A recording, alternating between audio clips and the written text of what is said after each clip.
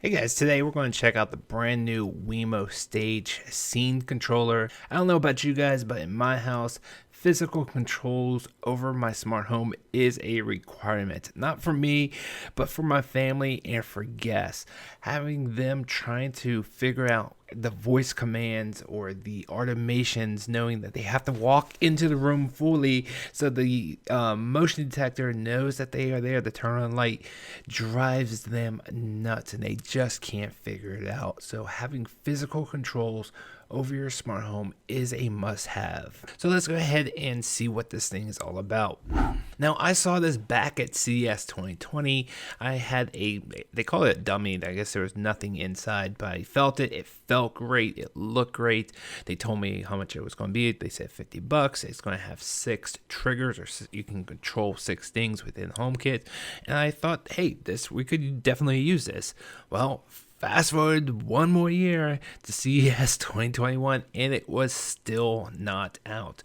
Well, finally, just the other day, they finally released it. They also announced that it's going to have Thread support, or they actually said it's going to be Thread ready. And when we looked that up and looked on their website, it just really means that it can support Thread, but they need to send out the firmware to make it work. When this is coming, they didn't say. So it could be a week, it could be a month, it could be a year. Who really knows when Thread could be coming? And since Thread is not working, means that it can only work on Bluetooth. Actually, if you look at the box, it has no mention of Thread at all. Nothing in the paperwork. The only place that you can see that it has Thread is on the website.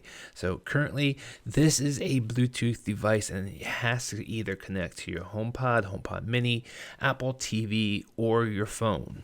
Now, this is a HomeKit only product. It will not work with Lady A. It will not work with Google Home. And it won't even work with the Wemo app. Inside the box, you'll find the Wemo switch and the faceplate. And on the back of the faceplate, you can actually pop out this back. It is magnetic, so it can go on and off as much as you want. I'll talk more about that in just a moment, but I just really want to take a look at this switch. It's exactly what I remember from CES. It's small. It's just about the size of a normal decor switch. So I'll talk more about that in a moment because I think we can do something really cool with this. So you have 3 buttons.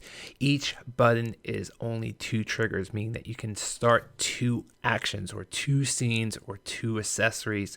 Now you can double that if you start using conditions like in the Eve app or in the Home Plus app, or if you use convert to shortcuts, which means it's going to look at the current condition of the accessory that you're looking at. So if you're looking at a light, it's going to know if that accessory is on and off, and you can program it to do the opposite. That way one trigger can turn on and off the light rather than having a second trigger to turn off the light when the first one did the on. And that way you can use more triggers. If you're using only accessories, you can actually have 12 triggers in this device.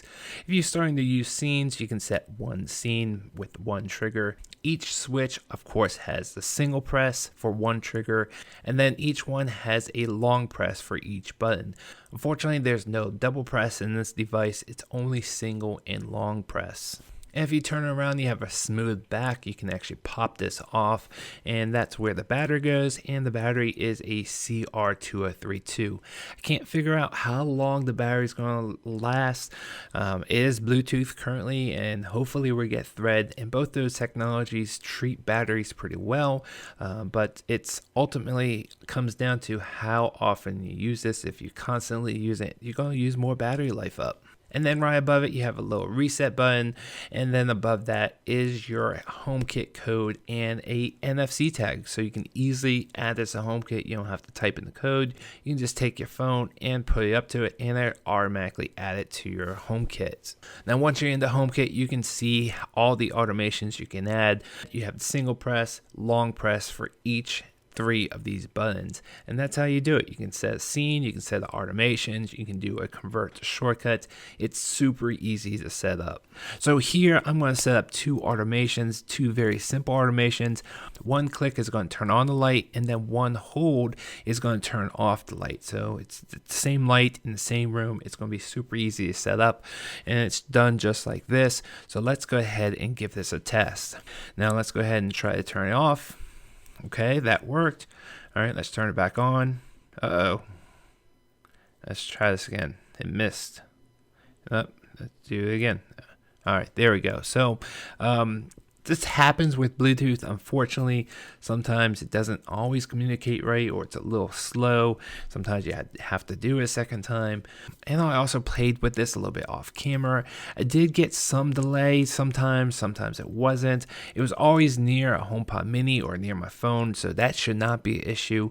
So hopefully when Thread is enabled here, it will be a little bit faster and a little bit more reliable. Now, one thing I do like about this design is that if you guys know what a Lutron Pico remote is, it's very similar in size. And what I like about both of these is that you can install both of these into a decor faceplate. So if you have a decor switch on the wall, like your normal household dummy switches, and you want to add this to that faceplate and make it look like it's part of the house, you can definitely do that. All you need to do is pop off the backing of the faceplate that came with it, and you can use that little piece in the back and put that in. You install that, you screw it into the new faceplate. So if you had a 1 gang before, you're going to want to buy a 2 gang faceplate and screw in the backing to support the new Wemo switch, and then just install this faceplate like you normally do. The other half of the faceplate is going to sit right there on the wall. One part is going to be screwed into the gang, into the electrical box, and the other part can just sit there right there on the wall. You can screw it into the wall if you want to, but it's not necessary in most applications. Now, when it comes to price, it comes in currently around $50, which I think is a little pricey, but being a new product, being a product that is potentially the very first Thread wireless smart home controller, raise that price. Definitely raise that price up. And then being able to mount to the wall and make it look like it's part of the normal house, it definitely checks a lot of good boxes. But still, at $50, I think it's worth it if they can get Thread. But as I always say, never buy anything on a promise, because you never know what's going to happen, and we've been burnt before. Otherwise, I think I love this. If they can get Thread, this thing is awesome. I might buy a couple extra. And if they can't get Thread, then they're charging way too much for this thing, and they should not be telling you that it's Thread ready. So I will be keeping an eye out for the new firmware to be released, and when that does, I will definitely update you guys and probably do a new video and show you how much better it is, because I think Thread is going to be a game changer. Alright guys, thanks for watching. If you guys have any questions, leave them down below. You guys know what to do. Hit that like button, subscribe, and I will see you guys on the next video. Thanks for watching.